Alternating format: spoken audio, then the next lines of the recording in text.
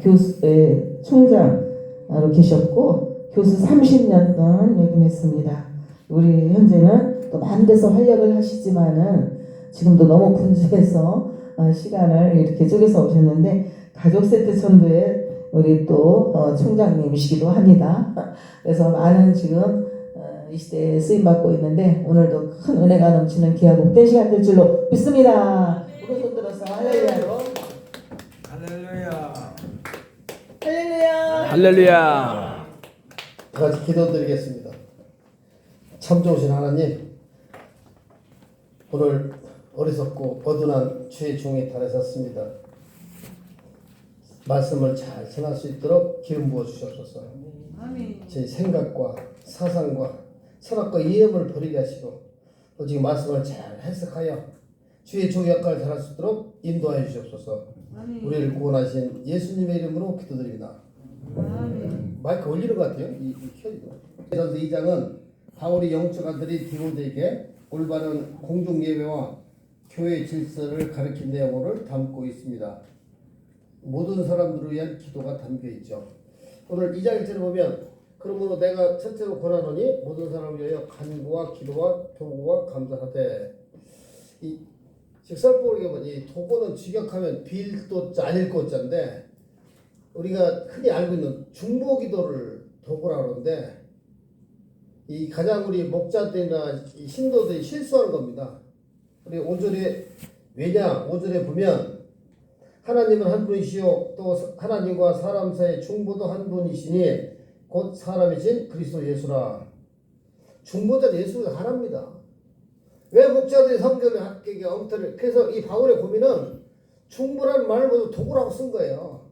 이걸 오늘날 정확히 해석하면 중보적 기도 이렇게 돼. 중보 기도는 아니고 중보자, 중재자는 예수님 한 분이죠. 다 사기치는 거예요. 뭔 중보요? 회개하세요. 중보적 기도. 틀립니까? 우리가 성경을 해석을 잘못하면 수천만 사람들이 지옥에 갈 수 있는 거예요. 두렵고 떨립니다. 도구의 원어적 의미는 NQ 크레이스, 어떤 책은 NQ, 제가 호쿠마 NQ시스라고 되어 있더라고요. 접근, 인터뷰, 사회적 교제 등의 개념으로 사용되다가 타인을 위해 간구하는 걸 의미다.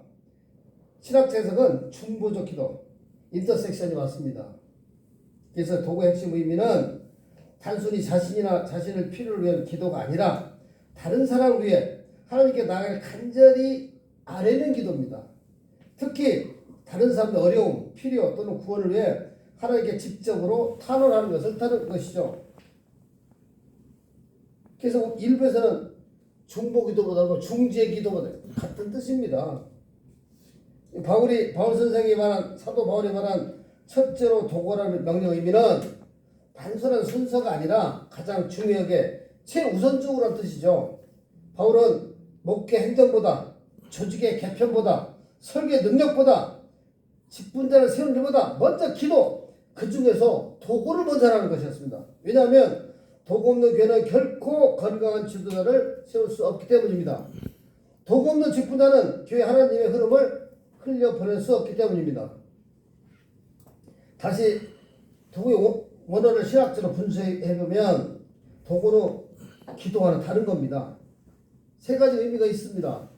중간에 서다, 하나님과 사람 틈에 서서 재앙을 망설함. 에스겔서 22장 30절에 말씀하고 계시죠. 내가 성 무너진 데를 막아 서서 나를 막아 설 사람을 찾았으나 하나님은 시대가 혼란할수록 능력 있는 사람보다 막아줄 사람을 찾고 있다는 것입니다.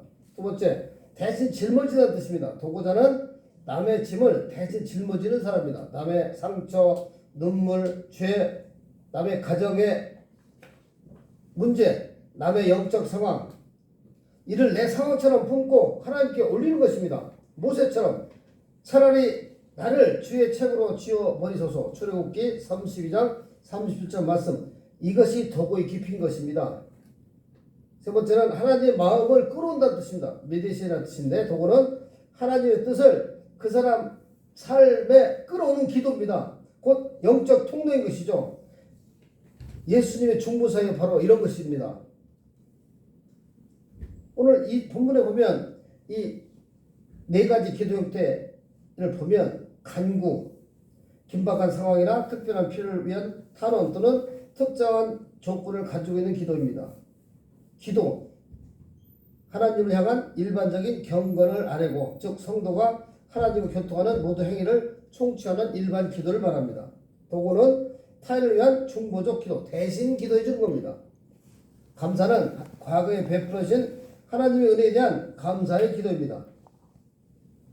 그래서 우리 도구의 핵심 신학을 보면 세 가지 즉 삼중 구조를 가지고 있죠. 하나님의 마음을 이해한다는 것이고, 사람의 아픔을 느낀다는 것이고, 그 사이에 서서 하나님을 움직인다. 이 세 가지가 함께 있을 때 참된 도구가 완성되는 것입니다. 이루신 계획자시고 성자 예수님은 십자가 위에서 저들을 용서하소서, 성령 하나님은 말할 수 없는 탄식으로 중보하신다고 로마서 8장 26절에 말씀하고 계십니다. 도구는 삼일체 하나님이 지금도 계속하고 계시는 사역입니다. 도구는 기도의 가장 높은 형태로 감사기도, 간구기도, 찬양기도 모두 중요하지만 도구는 하나님의 가장 기뻐하는 기도입니다. 왜냐하면 도구는 하나님 마음과 가장 가까운 자리에 있기 때문입니다. 성경 속의 여러 장면들을 살펴보면 아브라함의 도구, 창세기 18장, 하나님은 아브라함의 기도를 끝까지 받아주셨습니다. 왜냐하면 아브라함은 하나님의 공의와 사람의 연약함을 동시에 붙들었기 때문입니다. 주를 심판의 주라 일컫을 수 없으리로다. 아브라함의 중보는 경건한 두려움과 사랑이 있었습니다. 또 모세의 도구입니다. 출애굽기 32장, 하나님의 진노 앞에서 모세는 이렇게 말합니다. 용서해 주시옵소서. 그렇지 않으시면 제 이름을 지워 주십소서. 도구는 자기를 버리는 사랑의 절정입니다. 모세 한 사람의 기도로 민족 전체가 멸망에서 건짐을 받았던 걸 잘 아시지 않습니까? 사무엘의 도구입니다. 사무엘상 7장 12장에 나는 너희를 위하여 기도를 쉬는 죄를 범치 아니하니라. 사무엘은 기도를 멈추는 것은 영적 직무유기요 죄라고 했습니다. 예수님의 도구입니다. 예수님은 십자가에서 저들을 용서하소서, 부활후 승천후 지금도 하나님 보좌 우편에 계시면서 간구하고 계셨습니까? 히브리서 7장 25절 말씀, 예수님의 사역 핵심은 기적이 아니라 중보인 것입니다. 그럼 왜 우리 도구를 먼저 명하셨는가? 도구는 하나님이 일하시는 영적 통로입니다. 도구는 단순히 기도하는 것이 아니라 하나님이 직접 개입하시는 길을 여는 영적 파이프라인입니다. 아브라함이 롯을 구원하고, 모세가 민족을 구원하고, 사무엘이 왕정세를 준비하고, 다윗이 나라 위기를 극복하고, 예수다가 민족 멸망을 막고 초대교회 성령이 강림하였듯이 말입니다. 부흥은 기도로 오지 않습니다. 부흥은 도구로만 옵니다. 그래서 직분자의 첫째 사명은 도구입니다. 오늘 디모 3장 직분자의 자격을 말한 이유도 도구의 영성을 가진 사람만이 직분을 감당할 수 있습니다. 네. 직분자는 앞에서 일하는 사람이 아니라 하나님 앞에 서 있는 사람을 말합니다. 도구는 영적 전쟁에서 가장 강력하고 힘있는 무기입니다. 마귀가 가장 두려워하는 두 가지는 복음과 중보적 기도인 것입니다. 왜? 복음은 영혼을 구원하고 중보적 기도는 영혼으로 가는 길을 열기 때문입니다. 또한 도구는 교회의 정체성을 회복합니다. 교회는 건물이 아니라 중보하는 공동체이기 때문입니다. 요엘 2장 10절에 여호와여 긍휼히 여기소서, 중보가 살아있는 교회는 은혜가 흐르고 사랑이 넘치고 부흥이 일어납니다. 도구는 도구 자신을 먼저 변화시킵니다. 도구는 남을 위한 기도 같지만 가장 먼저 변한 사람은 나입니다. 남의 상처를 위해 기도하면 내 상처가 치유되고, 남의 회복을 위해 기도하면 나의 영이 깨끗해지고, 남의 구원을 위해 기도하면 내 믿음이 더욱 깊어집니다. 도구는 나를 거룩하게 하는 하나님의 불인 것입니다. 도구는 공동체 전체를 보호합니다. 성벽이 무너진 것을 대신 막기도 그런 일들이 필요합니다. 가정의 틈, 교회의 틈, 나라의 틈, 시대의 틈, 중보자가 세우는 것은 오직 악의 흐름이 들어오지 못합니다. 한 사람 때문에 교회가 살고, 가정이 살고, 동네가 살고, 국가 살고,